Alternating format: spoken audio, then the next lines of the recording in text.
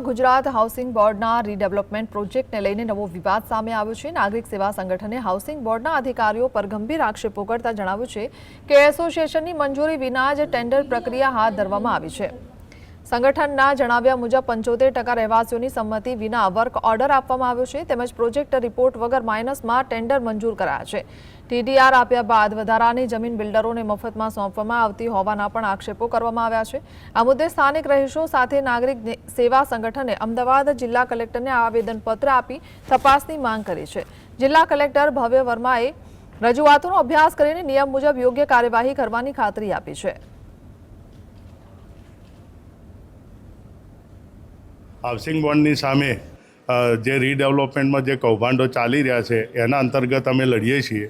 આજે અમે આવેદનપત્ર આપવા માટે આવ્યા છીએ કલેક્ટર સાહેબને કે ભાઈ જે માઇનસમાં ટેન્ડરો બહાર પાડે છે એની અંદર ટીડીઆર આપવામાં આવે છે અને જે ટેન્ડર બહાર પાડે છે ત્રીજા ભાગની જમીનનું બહાર પાડે, એટલે કે કોઈ પ્રોજેક્ટ રિપોર્ટ લીધા વગર બિલ્ડરોને માઇનસમાં ટેન્ડર આપે અને ટેન્ડર આપ્યા પછી ટીડીઆર આપે અને ટીડીઆર આપ્યા પછી જે બે ભાગની જે જમીન બચે છે એ બી બિલ્ડરોને મફતમાં આપે, એટલે આ બહુ મોટું કૌભાંડ છે।